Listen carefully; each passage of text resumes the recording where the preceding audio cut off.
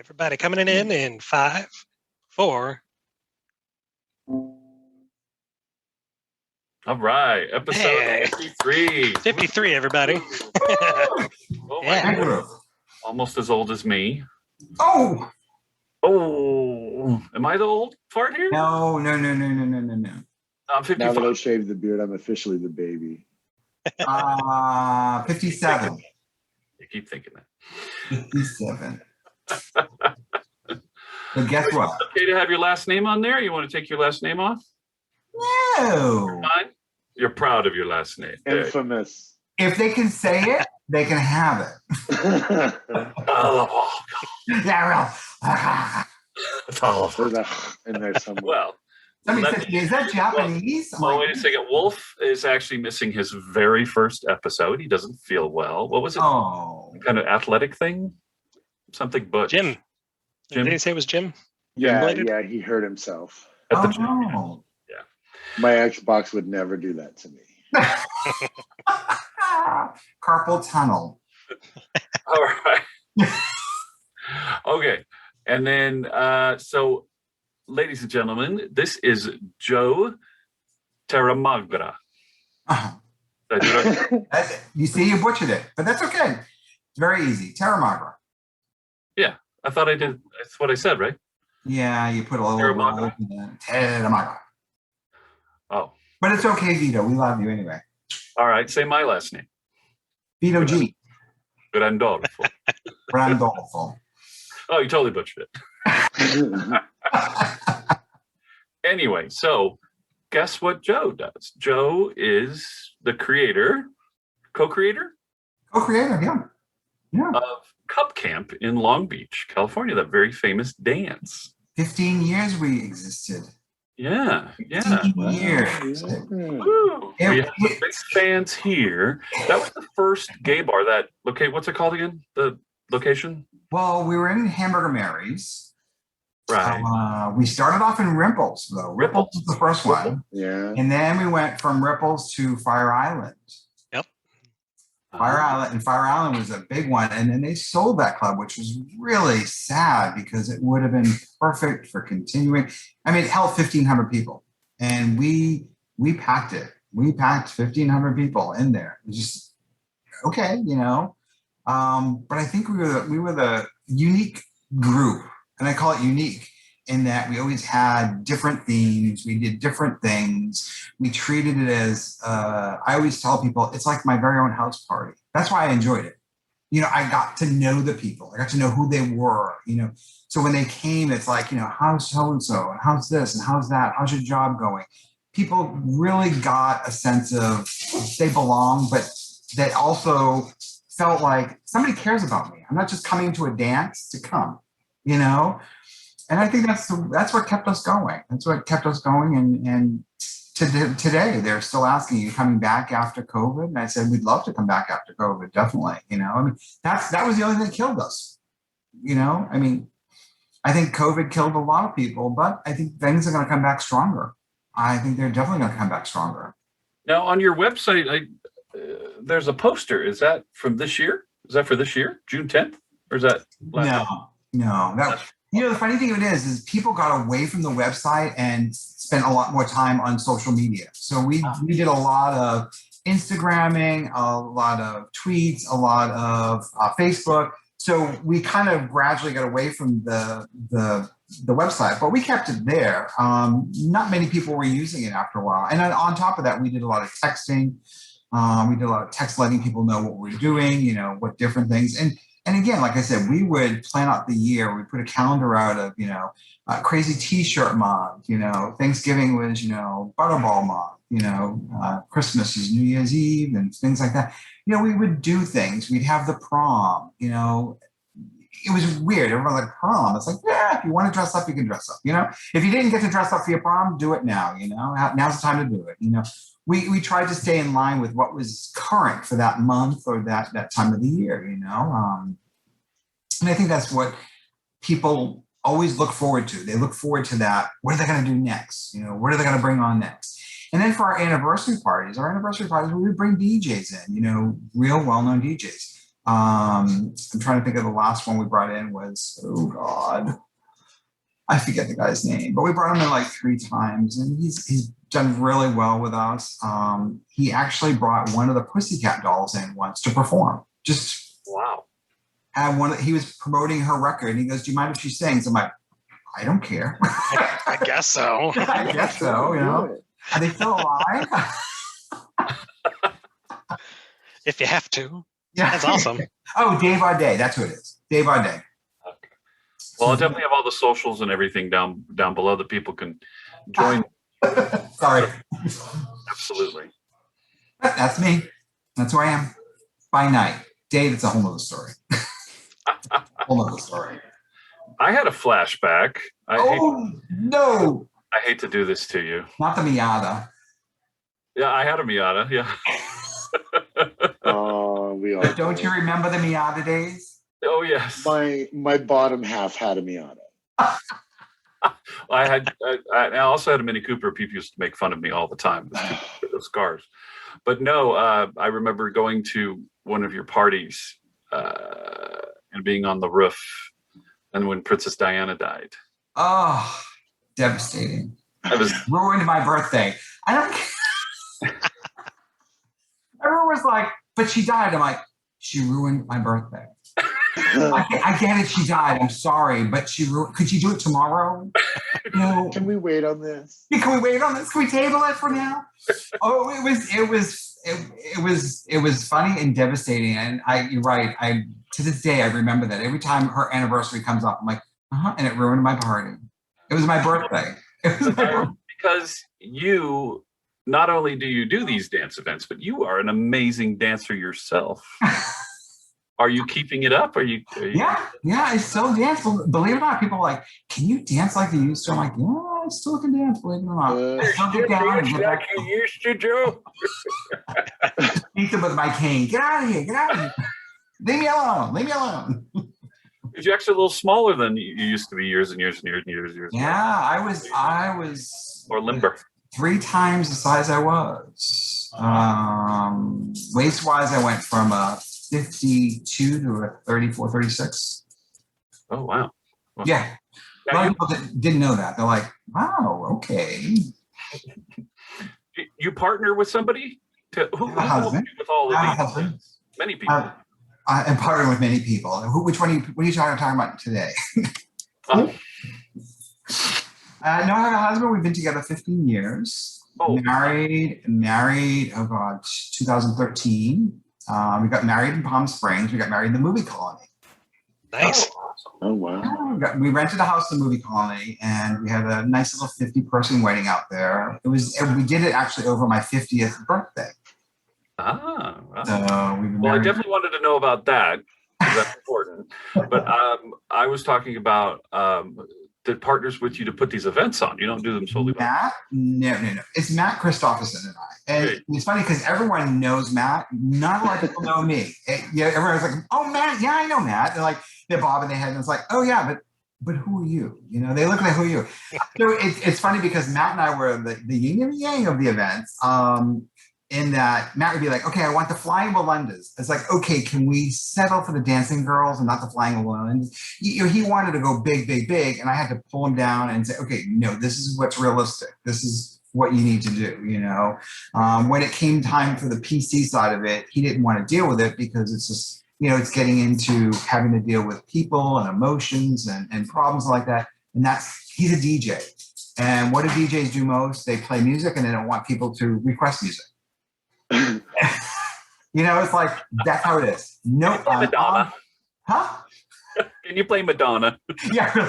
Do you know Madonna?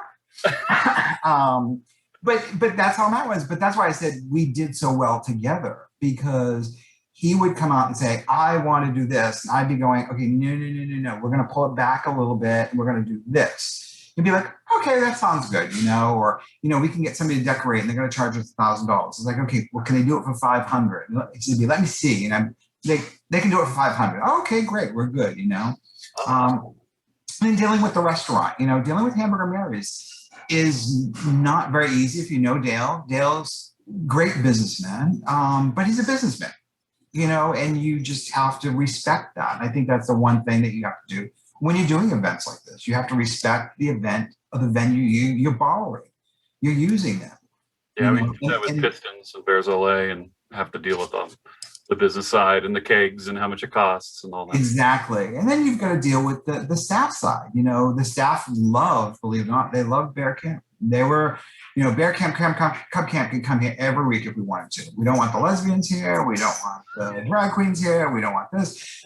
Because they had problems. With our group, never a problem. And the funny thing of it is, everyone's like, oh, it's all bears. It's like, not necessarily. We had bears, bear admirers, bear girlfriends, friends of bears that were girls. We had everybody. And again, I think that's what helped us in some cases and hindered us in some cases. Because the true bear crowd did not like that mix. But the ones that had friends that were all over the gamut enjoyed it because they felt comfortable. They could bring their girlfriend in, and have a great time and not have to worry about being looked down upon. I mean, the days of going the fault line, if you brought a girl in the fault line, no. You don't do that. The eagle. Born. Eric's. Shout out to the hags. Yeah. We love our hags. They took us to prom. Now, Exactly. speaking of that, did you ever Return the have favor. weddings? What is it called? Bridesmaids parties? Yes. We had a lot of Bachelorette bridesmaid parties. Because Yes. that is huge in Palm Springs, and they'll Huge. take over Hunters. They'll Yes. the Yes. tiki bars, the awesome tiki bars in downtown. It's like they're screeching. It's like, oh God. They did it in Orange too. They would go to drag brunch and just pack it. Yeah. Yeah. And it's I always say, you know what? They're people too. I'm not gonna do. I can't do it. You can't start segregating because then you look down upon as, oh, those people, and that's why I try to tell people, I don't care as long as they don't screech. Well, okay. and the bridezilla, bridemaid, bridal party situation, they don't respect the traditional boundaries. No. They feel like because they're in the situation, it's a party and everything goes, and they can grab people, they can, gay men grope on them, the drag queens, someone's gonna puke on you in a gay bar, it's gonna be a straight woman. Exactly. It's not the fact. Trust me. The gay boys, those bachelor girls that drink the entire bottle of champagne without the orange juice. No, honey, mix it. It's good, mix. They don't mix it, and it's like they drink the whole bottle, and then it's like projectile vomit. Whoa, great. How many of us though have taken the girls to drag brunch though? Guilty. Oh, Dave. Do you have any stories that stick out in your brain? Like one good one, maybe one bad one. Oh, the bad one. Oh, we had a New Year's Eve party that was phenomenal. What party? A New Year's Eve party. New Year's Eve. We did one of our New Year's Eve parties at Hamburger Mary's. We had a blast. It was fantastic until somebody shat in the corner. Exactly. That was my thing. I was like, and I just did not know what to do. I was like, oh my God, what do you do when somebody just shits in the corner? You just start a You gotta fire. clean it up and spray. It was towards the end of the night, thank God. I mean, that was the first thing. And the funny thing is, I knew who did it. Nobody else did. I was one of the only people who knew because I saw him do it. I immediately opened the merchant door, threw him out the door. I was like, get out. I had to call security. Anytime anybody shits in a restaurant, it's the worst thing you could ever do because you have to sterilize everything the next day and just wash and wash. It's like, ugh, it's horrible. You're acting like this happens. This has happened before? I've never heard of anything like that It's a before. precedent. Well, you said it. Tell me a bad story. There's my bad story. I worked at a restaurant. No one ever shat in it. See? I worked at Disneyland, and a lot of people shit in a lot of places. Oh God. All When right. they say sit here, no, not shit here. No, I didn't say shit here. I said sit here. All right, you got me. Okay. At least thank them that it was in the corner, I guess. Well, I think that was the saving grace. It wasn't in the corner. It was right near Not on the the dance door, floor. so it threw him out, and it's just like. And I it was funny remember- 'cause years later, I reminded him of it, and he's like, "Oh, did you know that was me?" I'm like, "I do." We knew. Because have you said anything to anybody? I said no. I never said anything to anybody. I'll never forgive you. I will exactly. I will never forgive you. Never forgive you. Yeah, you're dealing with being in someone's venue, and it's like that's the scariest thing. For sure. I think the best thing was when we had our events over in Disneyland, over at Hard Rock. Huh? That was amazing. I mean, and you know, the funny thing is, it's something you don't do a lot of. I think we did 4 of them the entire 15 years we were, together. And it was really nice because it was something different. And again, we gave something back different. It was fun. We had a great time. We did hire an aerialist for one of our events who just flew over the crowd, and it's like that. Anytime we did it at was it? It's not the Hard Rock, is it? No. House of Blues? House of Blues. That's the one. Yeah. House of Blues. I'm trying to think. I know it wasn't Hard Rock. It's House of Blues. Anytime you do something in a venue like that, you want people to have an experience, something other than I'm just going to go dance. You want them to have fun. You want them to remember that guy was flying over us. What an excitement, or when the DJ came up and sprayed glue all over you. Oh no, that didn't happen. Sorry. That was another I believe I missed that one. What was I thinking? I didn't really want to drink and drive, I think was one of the big motivators. That's the hard thing. As you go through the thing, and I used to drink heavily when I would have those parties.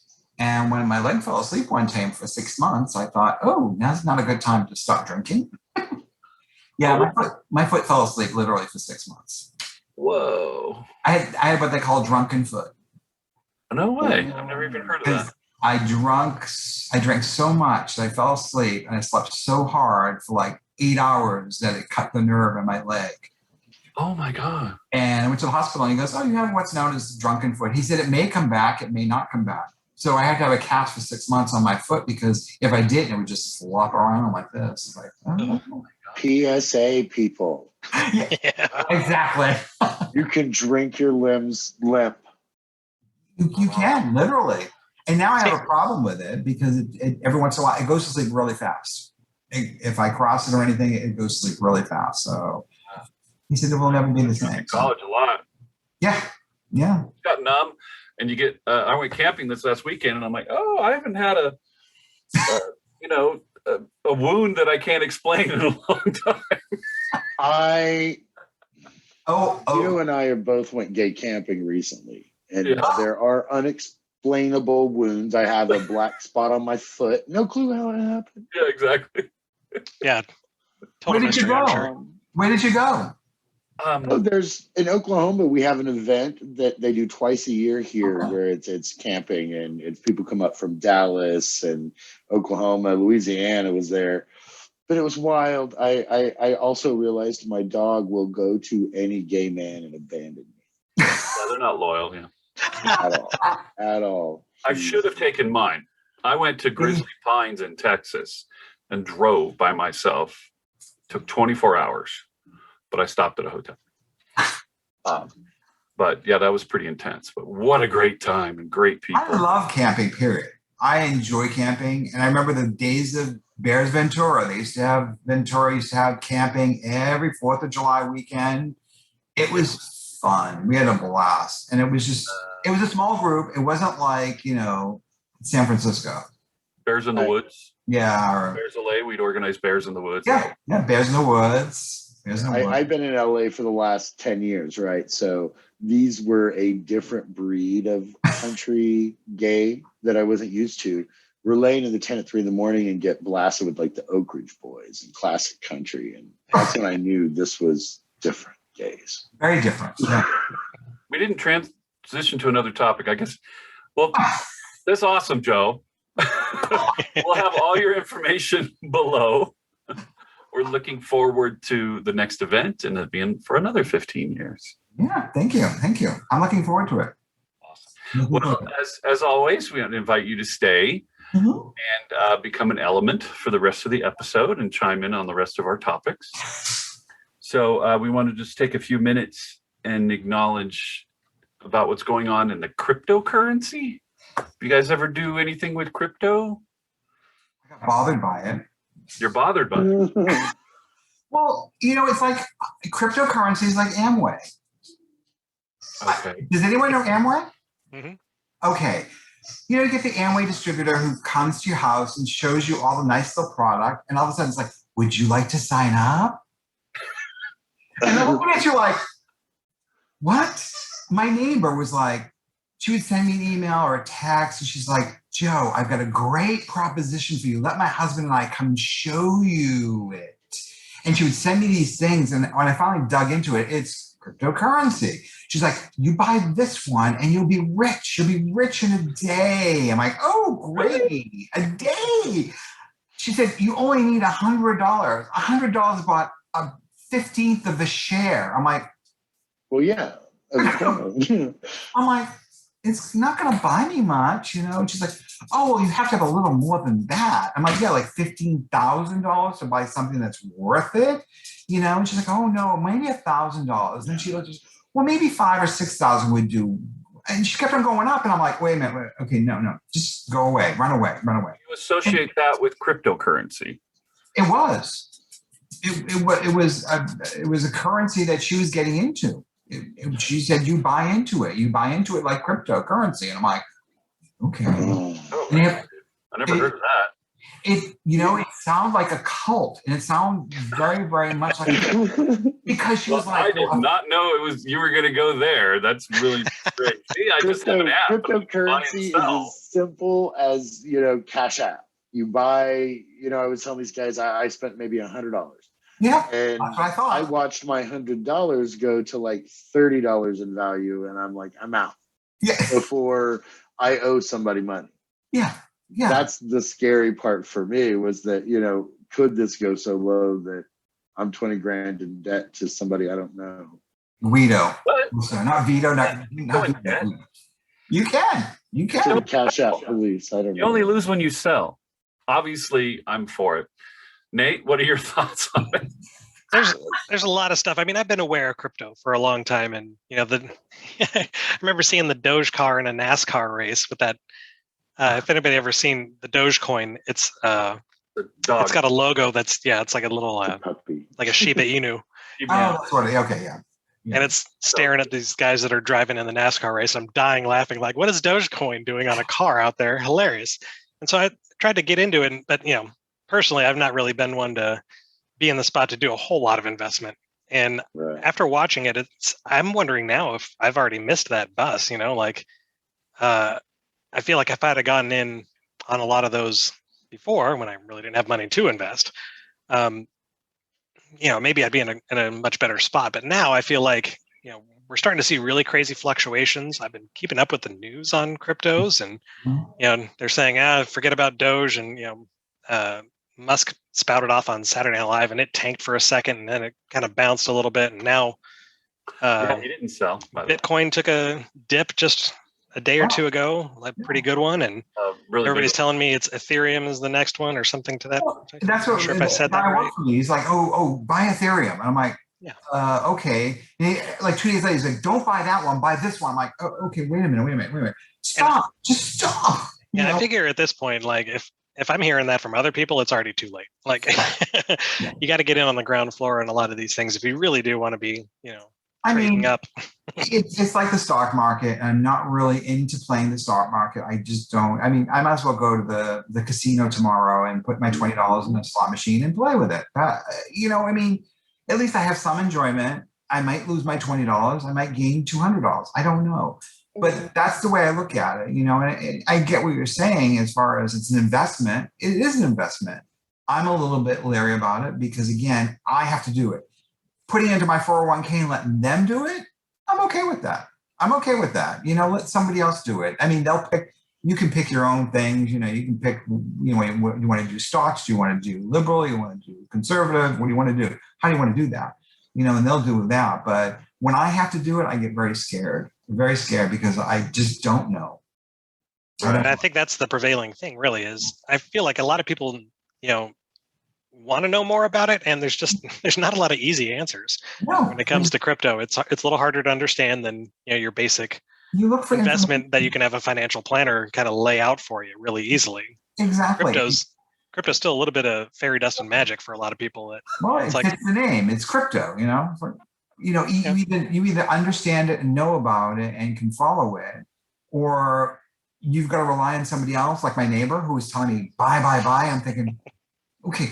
But after a while, she was like, oh, we'll get into this group and watch the video. And I'm like, I didn't know this was like this. She goes, and then the next thing you know, you're a Scientologist. Exactly. The slippery slope. Well, I have to say that I freaking love it. I think it's a venue that normal people can make lots of money. I've made a little bit of money. Okay. I've learned a lot about mining, which is not a bad thing. It's actually condoned by the companies. I didn't know that. It's how they process. Nate, you were mentioning that's how they process transactions, and they reward you with a little bit of the coin to keep. Yeah. And I've just self-educated myself on it. And you're smart. The last things that anybody because you can buy and sell as many times as you want. Mm-hmm. Okay. In one of the apps that they have that you can get, they're called exchanges. I think that's the one I have. There are fees, but you can't do that. You can't just become a day trader and do as many as you want on a normal stock market thing. With this, you can do it. And I'm very excited about it, I think. And you only lose when you sell. So good to know. I love it. I'm getting into it. And like I said, if you know about it and understand it, I guess it's worth it. But like you say, for me, it's like I look at it as it's a stock market, and it's a question of, am I doing the right thing today? And when you get so many people saying, oh no, don't do that one, do this one over here. And, oh no, don't do that one, do this one over here. And you only need $100 for this. So you need, $100 will get you, when you go in to buy it, $100 buys you 1/15 of a share. And I'm like, am I going to get anything? It's like buying AT&T now for $100 and you get one share. It's like, what is one share going to do for me? It may grow, but I'm too old for that. So, well, I think it's one of the final frontiers for the little guy to make lots. Well, see, that's where you kids can do it. You kids. How old are you? 57. 57. 57. You kids. And I still can kick, and I can split. I can kick. I can dance. Yeah. You go, Stitch. Late Stitch. Okay, well, that was our little 2 cents on crypto, which was not a lot. But that's 2 okay. cents? Now let's go into something that we all know very well. Bad kissing, sex, and oral, I guess. It's all in the sex part. If you can't kiss, you can't do it. I hate being a dick, but if you're a bad kisser, that's really a bad thing. It's huge. Stop there. Stop while you're ahead. Yeah. I don't know if I have any advice to give to people that are bad kissers. It's like, what do you tell them? Kiss you a watermelon. have to practice with them, and you have to give them coaching. Yeah, coaching. I think the general rule is avoid rapid movement in most scenarios. Like the Yeah. Nobody wants that. Nobody wants that. And that also leads over to oral. Nobody well, I mean, rapid movement. Okay. Don't be lazy. Well, I'm just saying. Oh, you're new at this, aren't you? Yes, I'm very new. He's like, I You're don't biting. know. No. BV me. Yeah, bad kissers, it's a problem. It's I still remember all like, oh, that guy's a bad kisser. Mm-hmm. And then what do you do after that? you don't kiss them again. But that's it. It's like, can you go on to the next level with that person? It's like a person has no personality. Okay, so let's define bad kissing. First of all, Sure. No passion, there's no fireworks. Over too much tongue. Too much tongue. Too much juice. I don't want to taste your, what you had last night. So too much tongue is defined as going all the way in there, or just constant tongue in there? Yeah, constant tongue. Yeah. It's got to be a blend. You go back and forth between the two. Yes. Isn't all the time. It's a balance. Okay. And I don't want your vitamin gummies in my mouth. I don't need them. Don't need them. You can have them. Did you have grape? Also, clicking teeth. So, Anybody go at it like a little too quickly, and they're like clicking teeth with you? Ugh. Yeah. oh my God. I was very, very young and had a gentleman bite my tongue. Oh, Straight up, bit down on it, and I slapped him in the forehead to make him let go. But I was like 19, 20. Oh I had no idea what to do. But no, yeah, apparently never heard of that. Oh, Is his name Hannibal? Yeah, no, it was not. Jeffrey? I was freaked out. And he's like, and it was a straight boy, and he's like, well, my girlfriend liked it, and I'm like, well, no. Yeah, no. Your girlfriend's a psychopath. No. Yeah, she ain't right. Her name is Jeffrey. Yeah. So, what constitutes bad oral? Teeth. Yeah. Again, there has to be a good combination. It's like it's good if you're just kind of touching it. But if I wake up the next morning, there's blood coming from it, a little bit too much. Sorry, guys. That's the advantage. It can always be enhanced. Like if you add touching the balls, or you stroke a little. It's a multi-prong approach. There we go. It's kind of like kissing. You have to give a little tongue. You got to give a little saliva. You got to give a little to get a lot. Same thing with giving head. It's like you got to give the head, circle the head, go in slow, come back. And not all men are created equal. If you take an intact gentleman and focus on the end, it's going to stop the show. That's it. And some. But it's all about knowing your partner that you're doing it with. So you need to know when they say, don't do that, it's too sensitive, don't do it. Like you said, when somebody bit your tongue, don't do it. Okay, stop. Oh, yeah. I had that happen once. Someone, I don't remember what location it was, but they kept biting, and I'm like, "Oh, stop biting!" And they didn't stop biting. They don't stop biting. Is it okay to stop and say, "Okay, I need to help you"? Yes. I need to guide you, because I'm the guy that would do that. Say, we need to have intervention. That's fair game. Absolutely. Communication is important, especially when it comes to these things. Communication is important. Listen to you. The head and say, okay, hold on. Sally, Jesse, Raphael. Right. With red glasses instead of red hair. Yeah, really. Red hair, red glasses, same thing. That way you don't have to smack him in the forehead. Yeah. Come on. Smack him in the forehead, and then what did he do? Probably bit it off. It's like, oh. What are you smacking me in the forehead for? Because you're biting it. Stop. The PSA, young queerlings, slow and not furious. I want it to be like you're trying to get oxygen, but not like starving. Not like zombie apocalypse. Right. Sorry, did I go there? Yeah. Well, I don't know if we were helpful at all, but that was fun. Anyway, now one thing that really bothers me, if it bothers you guys, is when politicians are out of touch with reality.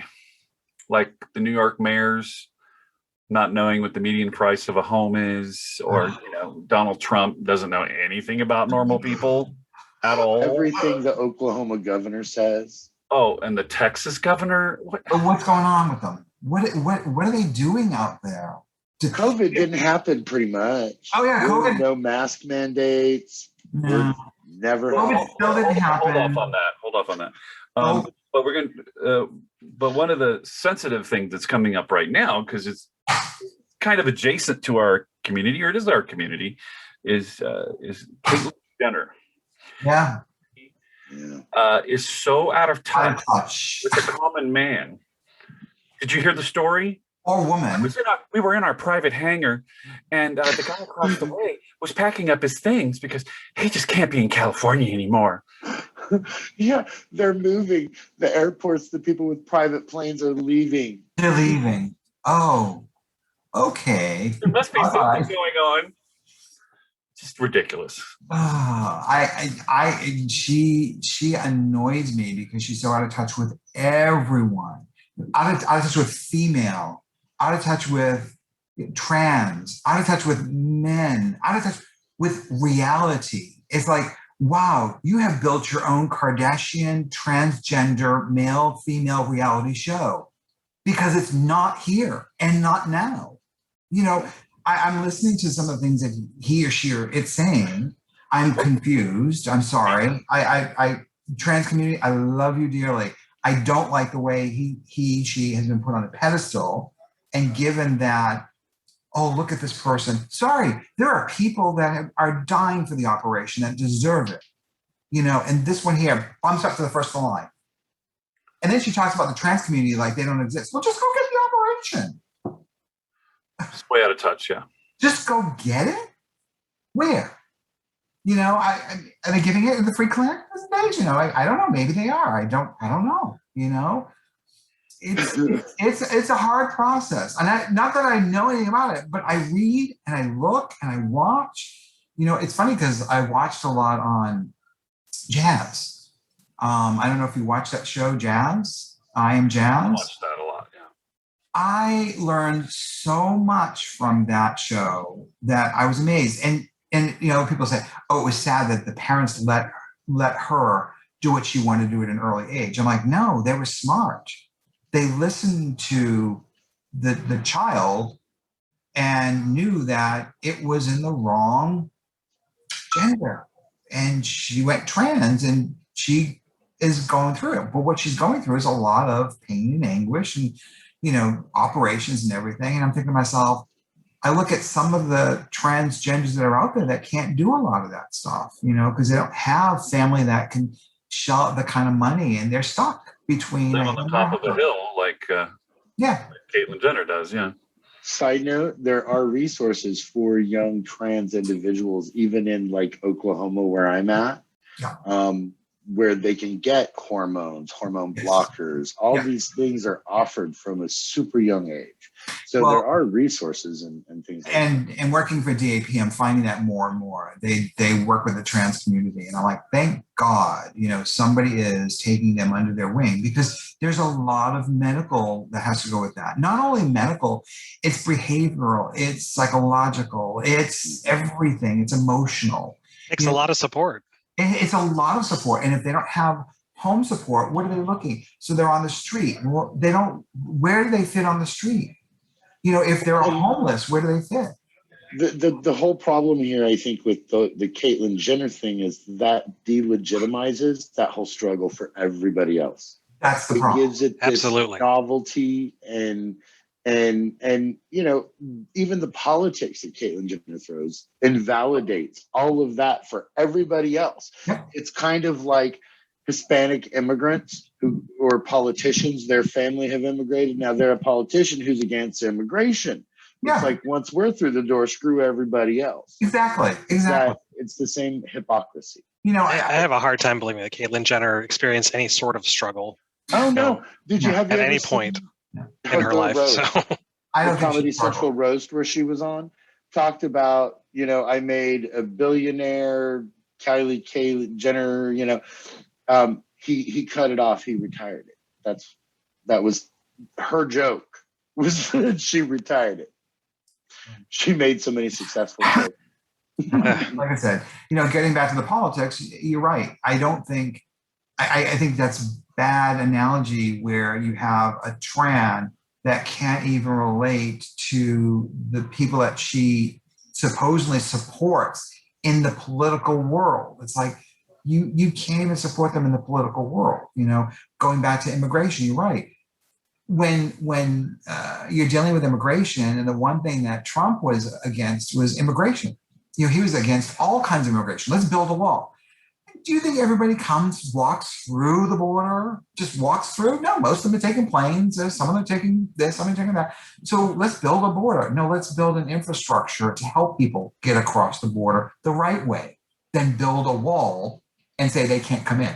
No. But yet, look at his wife. Oh, well, that's a whole episode right there. You look at his wife and the wife's family. Got this. She had a silicone passport. Okay. Is that back to the politics? So the California governor is trying to get, or people want him out because it's kill the messenger, right? Mm-hmm. It's kill the messenger. Everybody was inconvenienced terribly, and somebody has to pay the goddamn price. Yeah, and you would see that in front of Walmart when I lived there. People would be like, recall Newsom.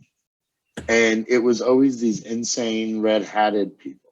Yeah, absolutely. Recall the governor. Why? Because the governor tried to protect us. And I don't want to wear this mask, damn it. Okay, don't wear it. I don't care. That's so silly.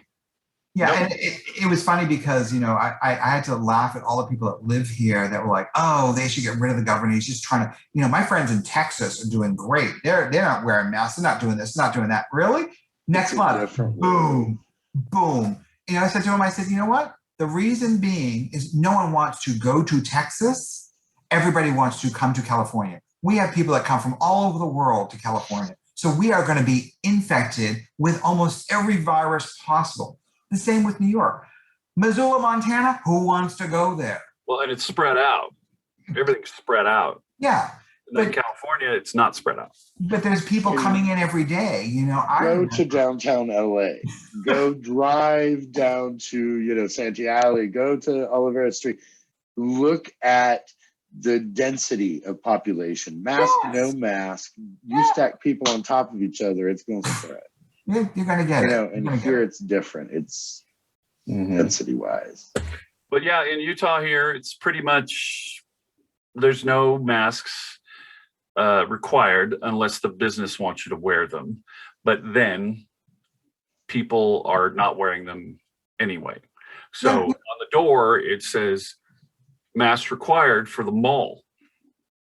And almost 97, 98% of the people were wearing masks today. But there were a few people that weren't.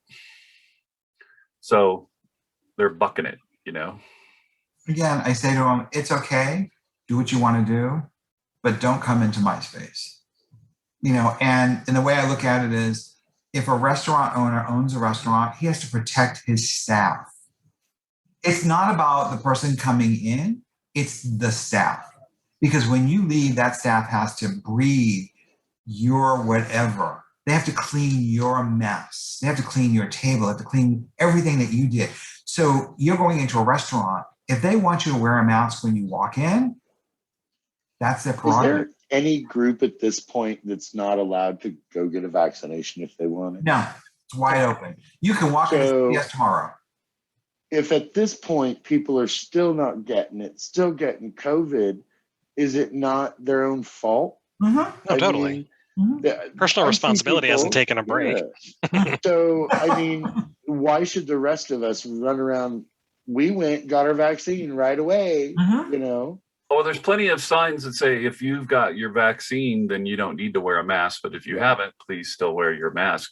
But I have a feeling that some of these headstrong people, all of them are going to lie, of course. Well, and they're non-vaxxers. Just going to go, oh, well, I'm not going to wear my mask, but I didn't do my inoculations either. Did you guys see what they did in Ohio with the lottery? Yes. Yeah. Oh, yeah. It's like $1 million. Yep. You get entered into a lottery if you get your vax.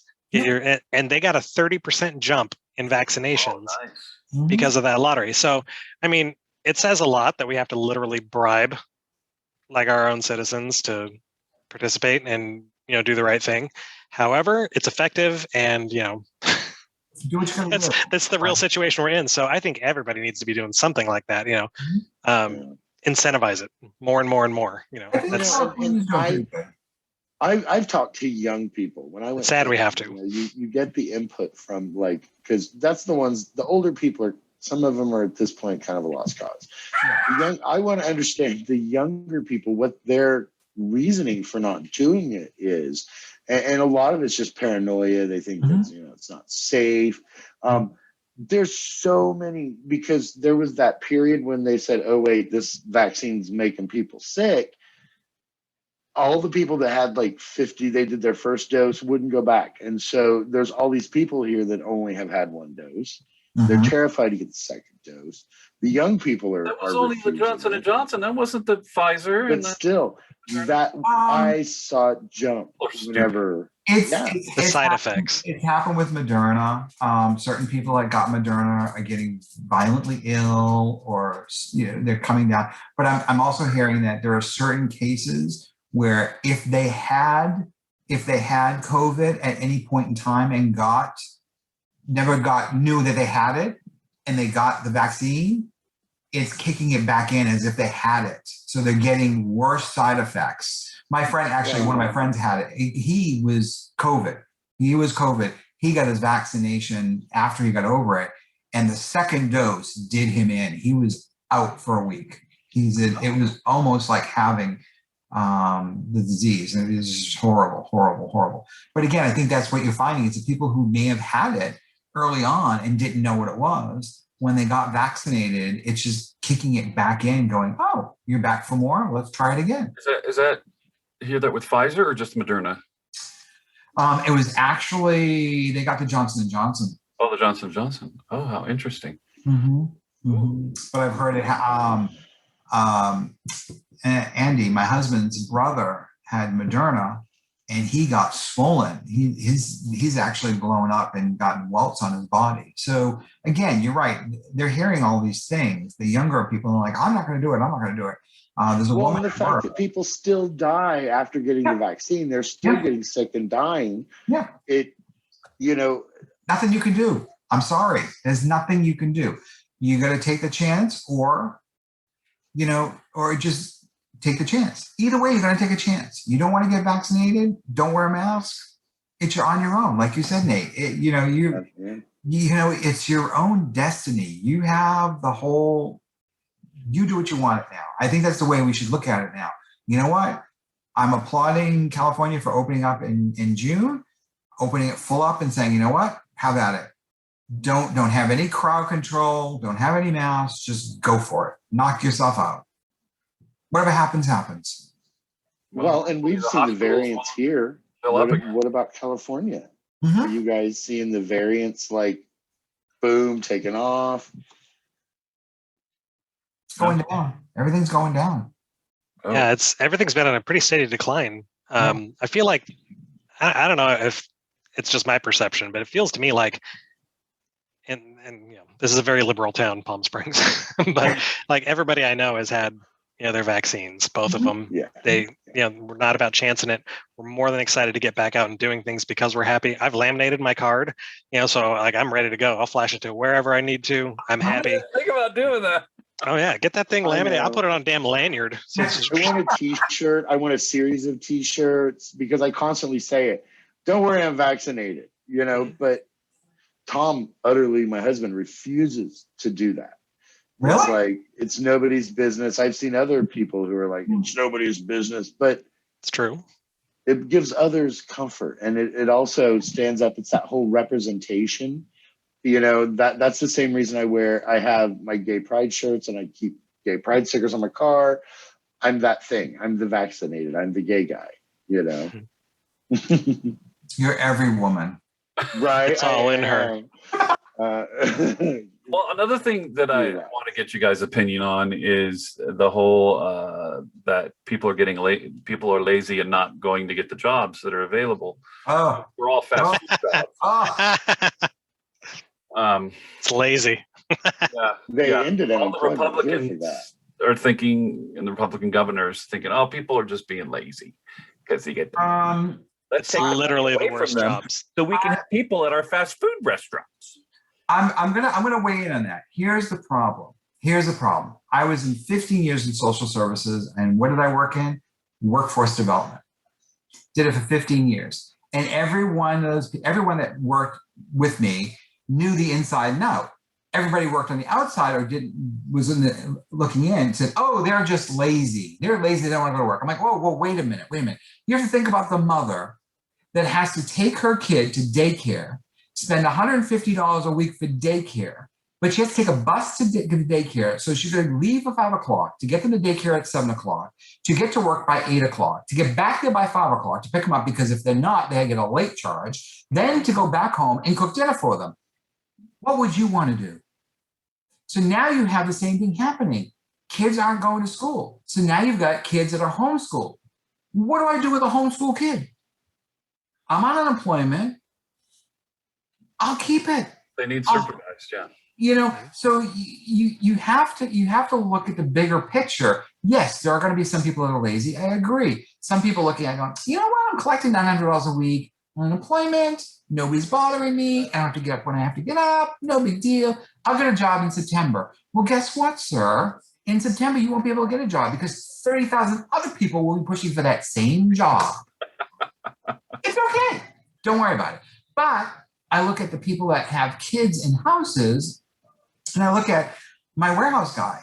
You know, he said to me when I wanted to bring him back into work, I said, do you want to come back full time? He goes, I will, but is it okay if I bring my son in because my son is being homeschooled 2 days a week? He's on Zoom. And I'm like, oh, I never thought about that.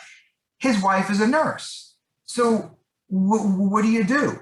She's not going to quit her job. She's a nurse. She's in healthcare. She can't quit, you know? So I said, okay, you can bring him to school. But how many other people have that luxury? Not a lot. You bring your kid to McDonald's when you're working, and everyone's like, well, it's $15 an hour. It's great pay for a McDonald's. But think about the mother with 3 kids that are homeschooled. What is she going to do with them all? Well, that's part of the out-of-touch Republicans who think that it's very simple for them.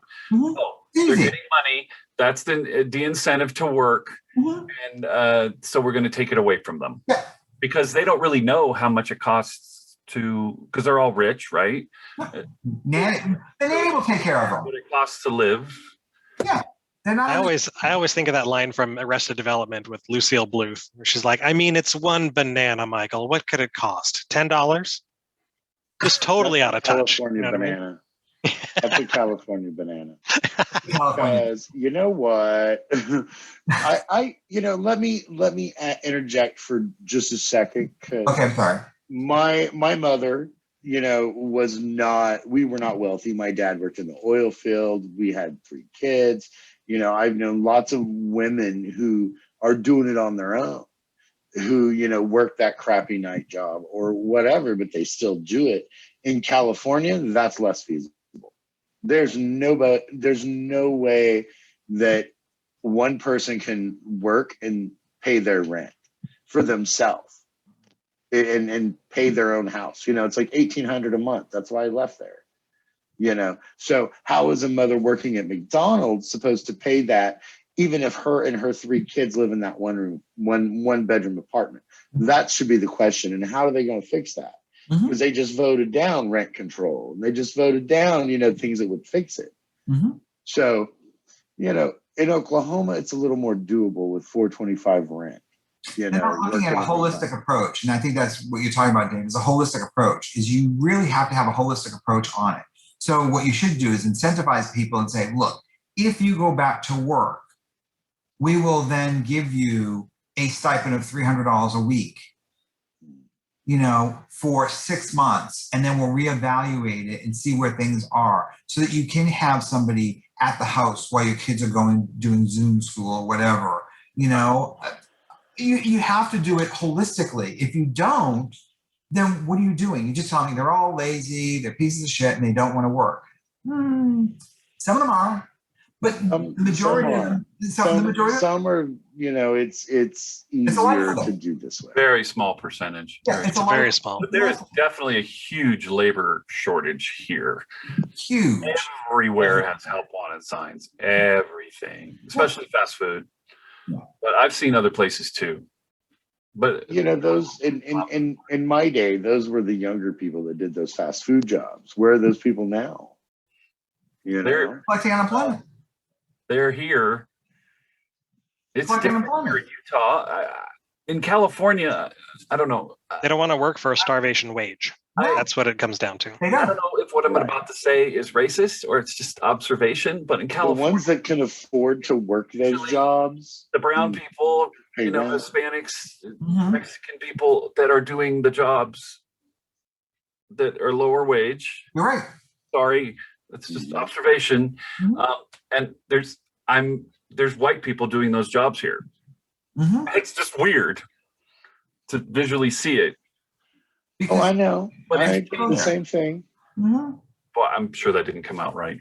No, Vito, I understand what you say, because in California, the ratio of people and who does what jobs is different. Here, it's, the country dude, the country people, we get the same thing. You have to look at the demographics of the area. That's all you can say. The classes are less about race. Right. Here, I Right. think. Right. In California, the classism is very color based. I used to say to people, people complain about Classism, yeah. immigration. They're always complaining about immigration. And I said, okay, then you go in the fields and you pick the strawberries. Oh, no, I'm not going to do that. That's a dirty job. That's for the laborers to do that. I'm like, okay, that's for the people that cross the border from Mexico. They come up, they drive in buses, they'll go pick the strawberries, and they drive them back to the border and take them home. Right. That whole concept is very much a California. It is. It is. Because my daddy was the guy with picking the strawberries here. We'd buck around hay and stuff. You can't shuttle them across the border where you are. It's just not going to happen. It's not going to happen. But here, it's called an elitist. I don't need to go in the fields because there's some other person that's poorer than me that could use that job. And who is it? The immigrant. Well, and I also think that the young people, something about the generation when they had kids, they said, no, I'm not going to have my kids do what I did. That's right. But that's what builds character. So Mhm. I worked in the fast food. Mhm. Was my first job at Carl's Jr. Mhm. But then these kids, they don't even have to work at all. Okay. And then they don't Again, even pizza. they don't have character. They don't build character. I mean, my parents owned their own business. I worked at the age of 10. From 10 to 17. And then I finally said to my father, I'm getting my own job. He goes, go ahead, get your own job. See what you have to do. And I was determined, I'm going to get my own job. And then it was like, okay, I got my own job. And from 17 on, I worked, But I was from 10 to 17 working, doing what an adult did. And everyone's like, where did you get your work ethics from? I said, because my father said, you're going to work in the cleaners. It's a family business. You're going to work there. Cleaner. Sorry. Oh, I'm busy. They had something to say. They wanted to speak their mind. The babies. I missed the babies. Haven't seen them in a long time. Okay. Well, wonderful, guys. It was awesome having you, Joe. Mhm. I enjoyed it. Thank you. If you'd like to come back as a guest element, I would really love that. Anytime, let me know. Someone calls in Let me know. sick. I'm intrigued. I love talking. I love talking about anything. You know me. I can talk about anything. Really. You don't have to worry, Vito. There won't be too many gym visits for me to injure myself, so you can count on me being here next time. I don't go to the gym, so there I go. I I'm with you, by Dave. the gym. I've been going to the gym, but it doesn't help. But still. No, you don't go into gym. Gym's fun. Well, yeah. I'm like, I'm not going to the gym unless Jim is coming to me. unless there's a hot tub. If there isn't a hot tub, there's no reason for me to go to the gym. Anyway, all right, boys, say goodbye. Bye. Thank you. boys. Bye, everybody. Thanks See you for listening. soon.